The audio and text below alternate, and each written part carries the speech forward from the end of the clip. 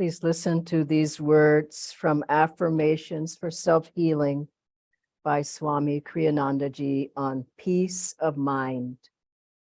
Peace of mind is the result not of money in the bank, but of prayer and meditation. The more one contacts God in meditation, the more he feels descending upon him a blanket, as it were, of inner peace, cooling his body, calming his restless impulses, and thrilling his nerves with ever new delight. Peace is like a weightless waterfall, washing away all worries and bestowing a new glad sense of confidence. Peace of mind is his who knows that God is his only treasure.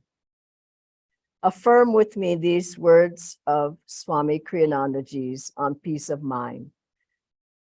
From pools of inner silence, I sip the sparkling waters of thy peace. From pools of inner silence, I sip the sparkling waters of thy peace. From pools of inner silence, I sip the sparkling waters of thy peace. From pools of inner silence, I sip the sparkling waters of thy peace. Now in a whisper, from pools of inner silence, I sip the sparkling waters of thy peace. Now mentally, from pools of inner silence, I sip the sparkling waters of thy peace. Mentally pray with me now. All that I own is thine, Lord. Help me to know thee as the river of peace, running silently beneath the sands of my life's experiences. Om Shanti Shanti. Now we'll have the readings. We'll have from the Gita and then from Whispers from Eternity.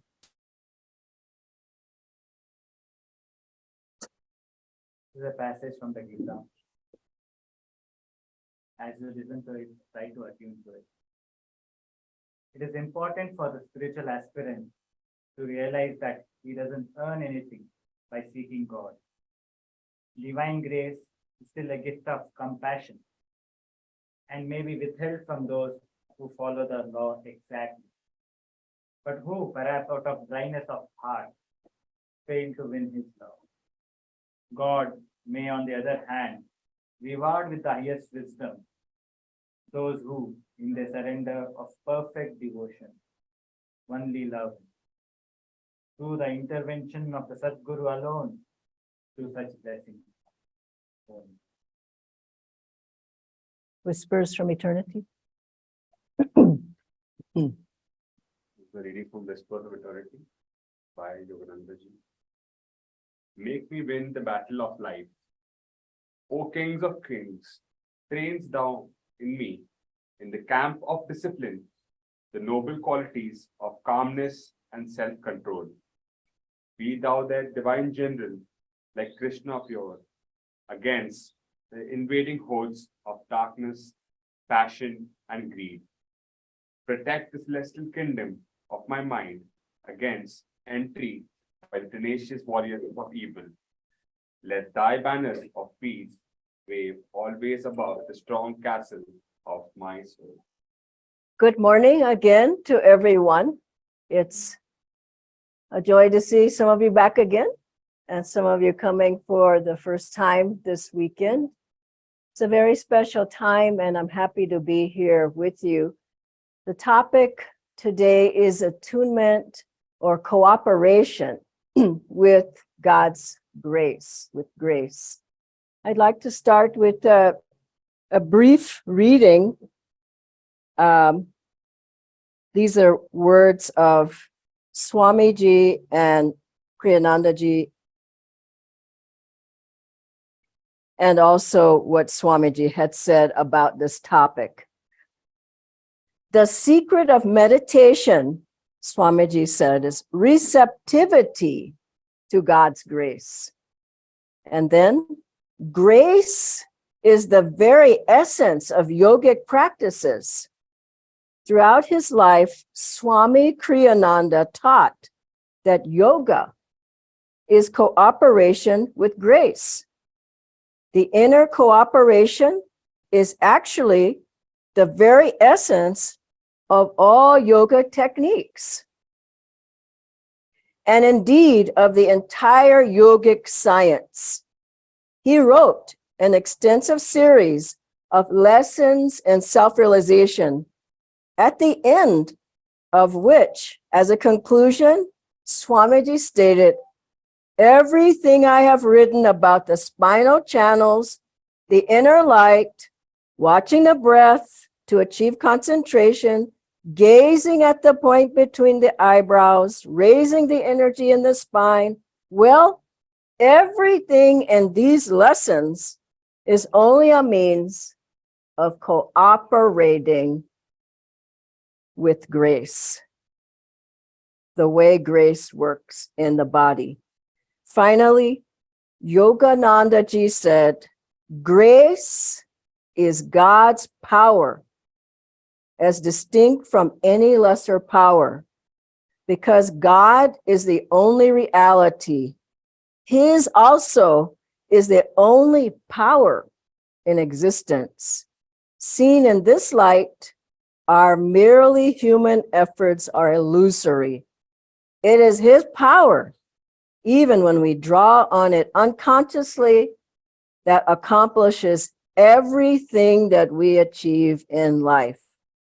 Our failures are due to lack of attunement on our part with that power.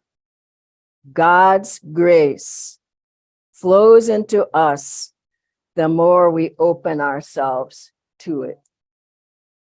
It's a very interesting and a very important topic because we need both. We need to put out our efforts, and we need to, our efforts make us what? Energetic, enthusiastic, magnetic, open, receptive, in tune, in alignment. And then we turn our cup up, so to speak, to receive God's grace. A lazy person, a passive person isn't going to make a lot of spiritual progress because you have to put out a lot of energy. And so in our meditation and in our life, grace comes if we open ourselves to it. I've been at Ananda for 45 years now. That's a long, long time to have seen grace. I have seen a lot of miracles really happen. I was remembering our work in Europe, which we started in 1984. We didn't know anyone. We didn't even have, not even a meditation group. We didn't have a center. We didn't have any local people helping. Now that's a huge work in Europe. Why? Effort, our efforts, and God's grace. I went to Africa after that, 3 different countries, Nigeria, Zimbabwe, South Africa, just after apartheid had ended. I lived in a hut in Nigeria with no running water and no electricity, but there were students there who wanted to learn the teachings. How did we get there? How did the trip happen? How did those people learn? Effort and God's grace. In South Africa, there was a lot of misunderstanding, people not getting along. I went to Durban. I met my first Indian Guru Bhais, you could say. And how did that happen? By God's grace. Now, 14 years later, I moved to India. I went to Australia. I saw the same thing there. Divine Mother's hand. As soon as we helped her, she helped to get the work started there. Now there's at work in Australia, there's people from South Africa and other countries in Africa who are part of Ananda. Then we came to India in 2003. Look how India, it was our 20th year anniversary now, this year. Look at the Ananda work in India. We didn't know a soul in India. We didn't have one center. We didn't have one meditation group. We didn't know any Indians. I remember Swamiji continuously saying, I want Indians doing everything. I want Indians. And we said, there's no Indians here. But look at the work now. It's grown by God's grace and by our putting our hand in Divine Mother's hand. And so grace it's always there. But if you want the sun, if it were sunny, we would have to step out to receive the sun. You don't say, come. You step out. You get in alignment. You get in attunement. You get in as far as God's grace, you lift your antenna up, so to speak. I remember once I was going through difficulty in my life some years back, and I thought, why are things so bad? And I had a big picture of Yoganandaji like this one here, and I was talking to him saying, why is everything so bad? Then I thought about my friends and they're having problems. Why is everything so bad? Why does it have to be so hard? And the message I received from Master was, I didn't hear a voice and he didn't materialize, but I felt he was saying, what station are you tuned to? This is the question we have to ask ourselves. Get out of tune. And then things don't work out. And then we have difficulties. We have relationship problems. Our health goes bad. Our mental health goes bad. We have to learn to be in tune and with God's grace. And that attunement comes from everything Master gave us. Our body gets more in tune. How? Energization exercises, pranayama, doing yoga postures, exercise, eating right, all these things. How does our mind stay in tune? We have meditation, affirmations, we study the books, we listen to the music, we do chanting. This all attunes us to God's grace. It helps us to lift our antenna up to reach what's always there. The voice of God, the inspiration of God, the answers to our difficulties at work or our relationships problems, our health, answers are always there. But not everybody's hearing. Not everybody's their antenna is not up. And so grace is saying, Divine Mother is saying, I'm with you, I'm here. Where are you? I was recalling a story of Master Yoganandaji, where he had just come from the Himalayas and he had run off. You probably all read Autobiography of a Yogi. He had run off from his guru and he didn't want to go back to college or go back to school. He says, no, I'm leaving. So he runs off to the Himalayas. He comes back shamefaced and he says, Guruji, I'm back. And so at a certain point, then he goes to Swami Sri Teswarji's meditation room. You probably know the story. And he's trying to meditate. So he sits there, it's Mukunda. And he said his mind was just racing. But he's sitting there and his guru calls him, Swami Sri Teswarji says, Mukunda. And he says, I'm not going to go there. He knows I'm trying to meditate. And his mind is going all over the map. His guru calls him again, Mukunda, come here. He says, I'm not going to leave. He knows I'm meditating. And he said the last time he called him, his voice held rebuke. And so he said, I went down and he says, Guruji, I was meditating. And Swami Sri Teswarji says, I know how you were meditating.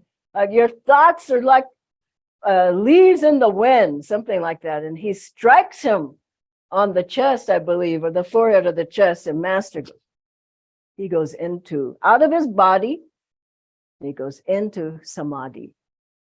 Wow. Listen to that story. He was restless. His mind was racing. He was trying to meditate. He did his best, isn't it? Then his guru knew he was doing his best. He ran off to the Himalayas. He came back, and his guru says, now is the time. And he takes him, and with grace, God's power, he lifts him. Isn't that a beautiful story? We have to do our part. Master said 25% is our efforts on the path. 25% is the guru's giving you lots of his good karma. He's giving you God's power. 50% is the grace of God is coming into you. One disciple said, I can't do it, Master. I mean, you can do these things. I can't do it, but you can do it. And the Master said, what do you think made me a master? By doing. And he would say to repeat, I will reason, I will, I will act.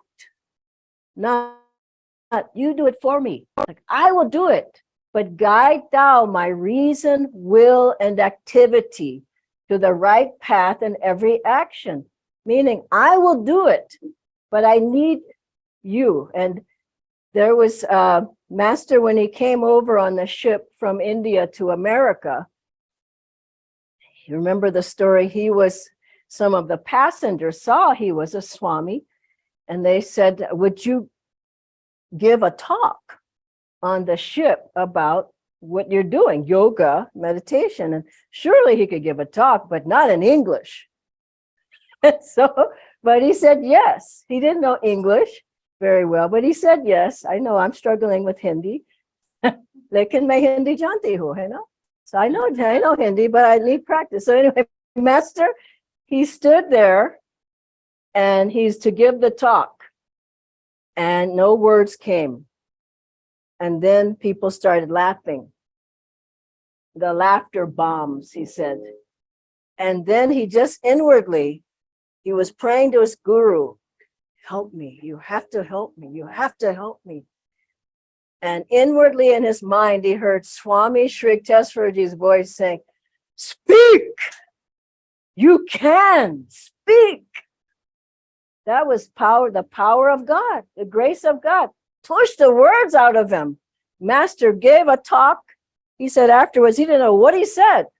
The passenger says, 45-minute powerful talk on yoga. He said he didn't know what he said, but God's grace filled him and spoke through him. What a beautiful story.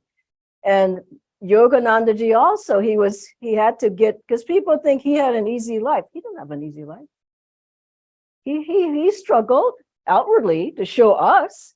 And so he was to get this Mount Washington, the headquarters, and it was going to cost $65,000.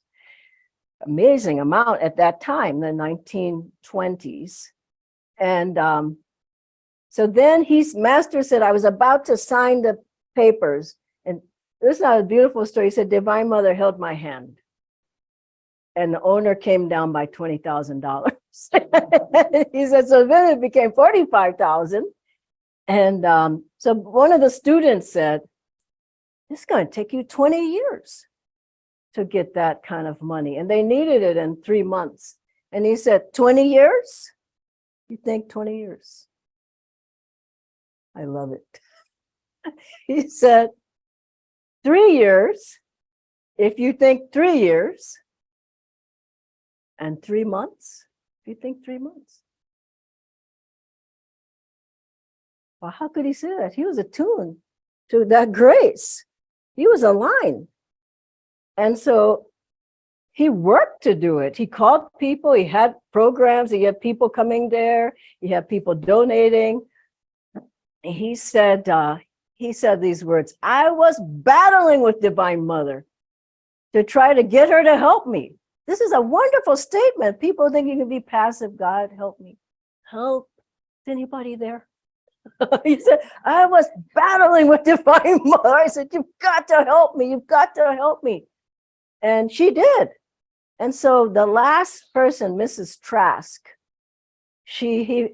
Master said, I needed $5,000 more. And I just kept praying to God, you've got to help me. I've done everything I can do. And he said, this lady's face just came across in my mind. And he said, it was like a wind that pushed me to think of her. He called her up. She had the money.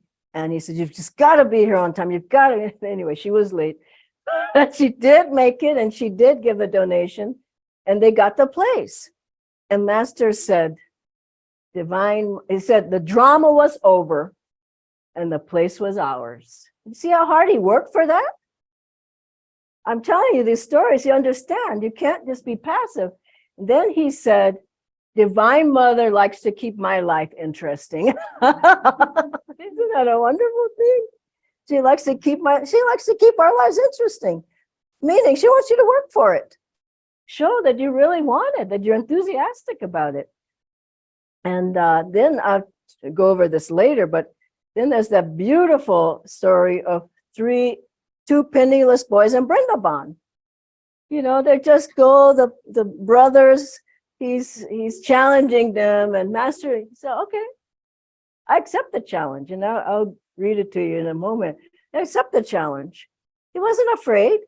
There was a time when Yoganandaji wanted to go out on a tour of America. And he told his accountant, and the accountant said, you're broke. You can't go anywhere. Does this sound familiar to some of the accountants in the room? He said, you're broke. You can't go anywhere. And he said, no, I'm going. You see how could he be so confident? Because he was in tune with divine grace. He knew God would help him if he did everything he could. People don't have that connection. And thus they don't have the confidence, and thus nothing happens. I've seen it happen over and over and over, decades, miracles everywhere through Master's work. So he said, I'm going. And the accountant said, try it. And get this story. He was walking down the street in San Francisco, Yoganandaji. He had long hair. He was dark skinned. He may have had on a robe, but he may not have. I'm not sure. But here he was walking down the street, and someone walks by him and says, I want to help you, your work. My God. I mean, can you believe that story? And Yoganandaji said, you don't even know who I am. And the man said, yes, I do. From your eyes. From your eyes. And on the spot, he wrote a check for $27,000 to Master so he could go on this. He did much more with it, but what an incredible story. He had so much faith in God that God will help me and that he was doing a good work. And Divine Mother came through that person. These are beautiful stories. And what happens to us in meditation? How does grace come to us? Well, it's very important to understand that you can't just sit there and sleep and hope some grace is going to come. It doesn't happen. You can't sit there looking at your watch or whatever. You have to really practice. We've been sitting here practicing long in these days. Been nice, long, early morning meditations. And I have to tell you, there was one time I lived at Ananda, San Francisco house, a big, huge mansion there, 30 people, 5 stories. And we had to get up early in the mornings because some people had to go off to work. And so we would chant in the mornings to get people to get up in the morning. You know, I know it's hard for people. After a while, it's not hard anymore because you just have so much energy. You don't feel like sleeping all the time. Anyway, so we would go down the halls. I was in my 20s then, and we would chant Swami Sri Yukteswaraji's chant. He liked this chant, at least. Oh, my saint, wake, wake. You did not meditate. You did not concentrate. You passed your time in idle words. Death will be at your door and you won't have time anymore. Oh, my saint, wake. A lot of times people would get up, and a lot of times they didn't get up. I remember one person threw a shoe at the door.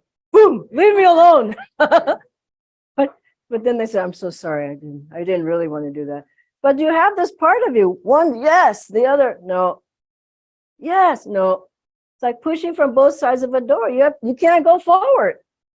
So what we do in meditation is I love Yoganandaji's image. He said the senses are always calling you outside your soul, always calling you outside. I want to see, I want to touch, I want to taste, I want this, I want that.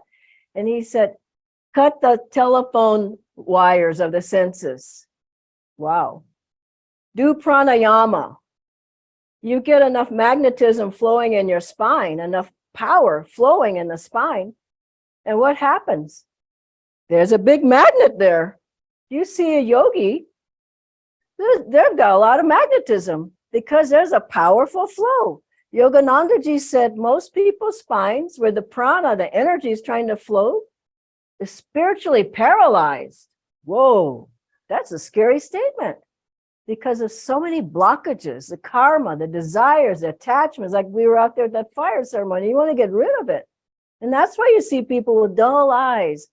I see young people sitting like this, walking around. I said, what happened to you? He's only 20 years old. Hello. And so how are you going to get that energy? You have to redirect the outward flowing energy that's going out to the senses. You have to pull it back in. How do you do that? You make a big magnet in the spine and the chakras and the nadis that's flowing, that powerful energy. Kriya Yoga is a pranayama. When we do energization, we're bringing energy back in. We do yoga postures. We're lifting energy up. We look at the spiritual eye. We're bringing energy to this point. Isn't it so? All of our practices are for one purpose. Tune into the grace of God. And so we are redirecting the outward flowing energy out to everything we want to do, cutting the sense telephone wires, redirecting the energy back into the spine and up through some of your Kriya bonds up to the point between the eyebrows. This is a powerful practice. What are we doing? We're holding our cup up. I am here in waiting. Energy is not all over the map and going down to your toes and everywhere. It's like I've pulled it in, I'm lifted up, and I'm holding myself in readiness. Then grace can come. There was into you.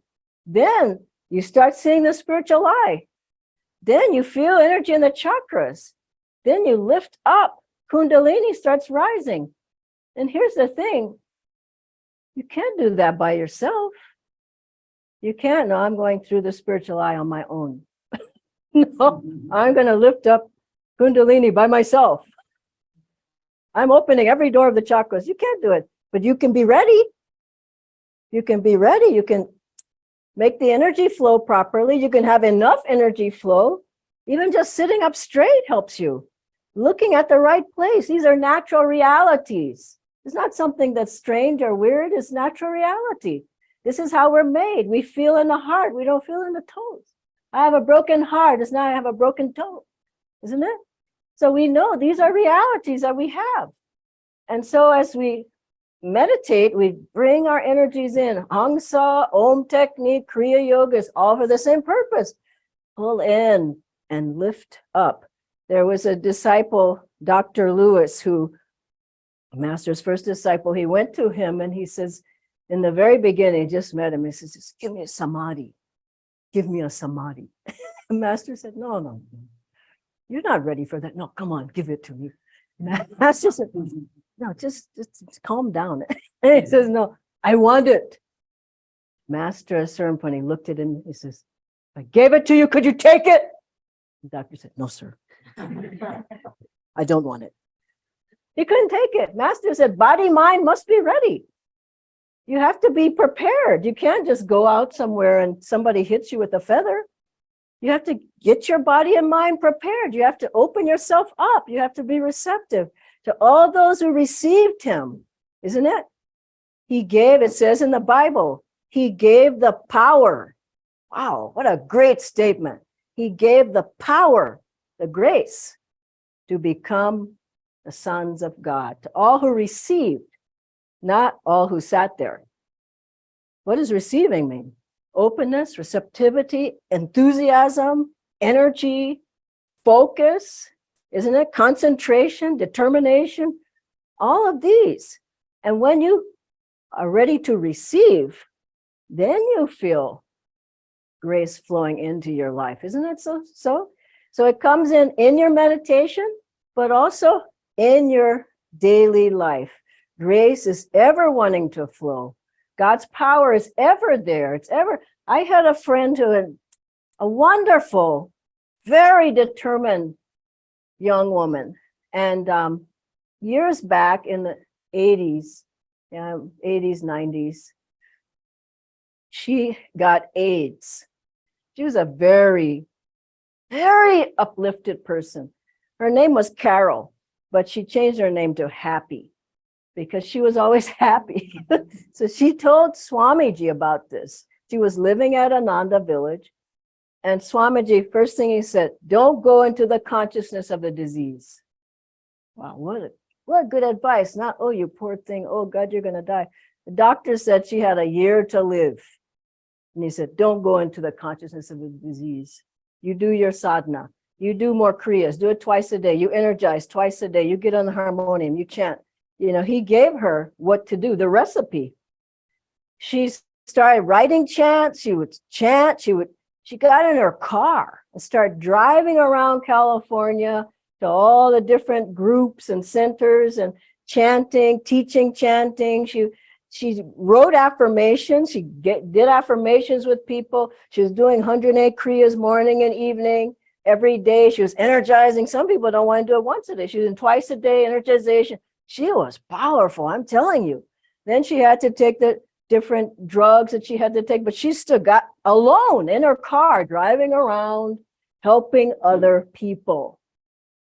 Understand? Helping other people. That's what Swamiji was saying. Don't go in, go out. Help other people. 1 year passes, she's still alive. Driving, helping, chanting, writing chants, 2 years, 3. She's still going strong. She was one of my best friends. 4 years pass. She's still chanting. She's still affirming. She's writing a book. Maybe, I don't know. She just kept, the woman was busy. All through God's grace. 5 years, 6, 7, she's still alive. She's not going into she's doing 108 kriyas. Twice a day, she's energizing. 8 years, she's still living. These are Ananda stories, I'm telling you. It's not a light path. We use the techniques to draw God's grace and power. 9 years. 10 years the woman lived? Good God. The doctor said, you have a year, and she lived. How? Her efforts and God's grace. And I was with her, Devi Ji and I were with her. The day before she passed away, you couldn't even recognize her then. Her body was so eaten up. And we went to the hospital. We had a harmonium. We put on the bed. You know, we're still affirming. It's just, even though she was going, we were there. We were chanting. And then I went over to her bedside and I took her hand and I said, Happy. She was in a coma. I said, I know you know that we're here for you. And I said, if you can hear me, squeeze my hand.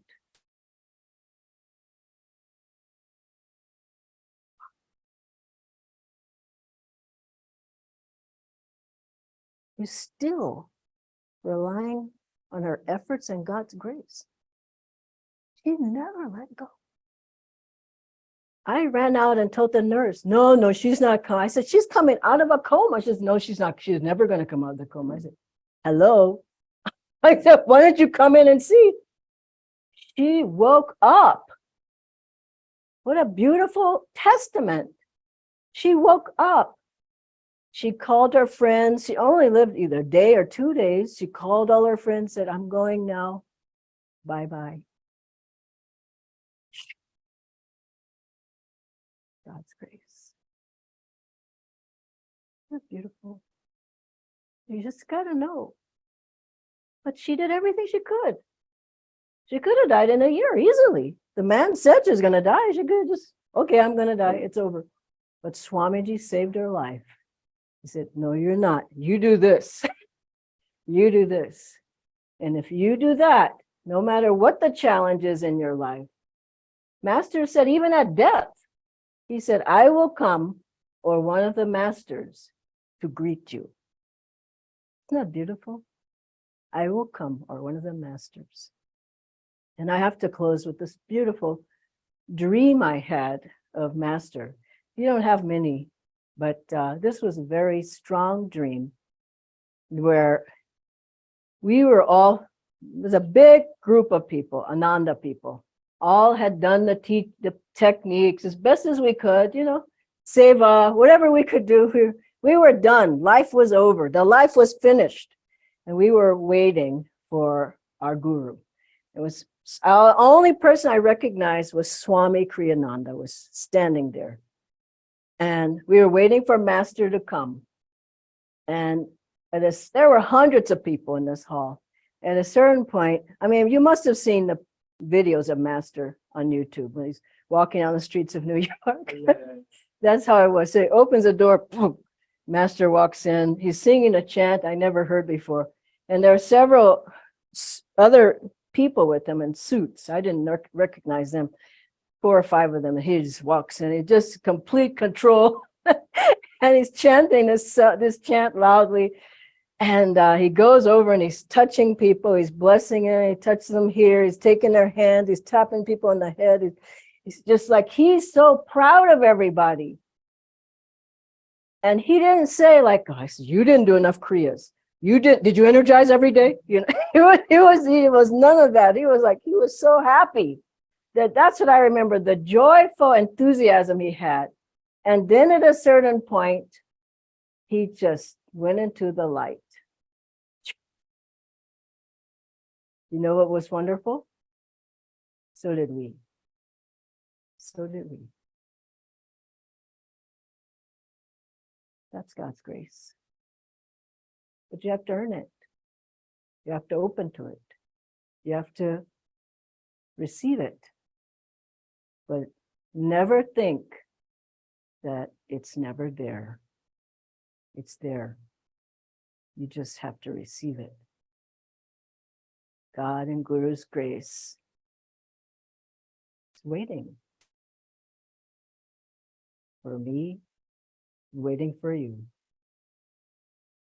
Open that door and you'll be flooded with grace. God bless you. Let's meditate a moment.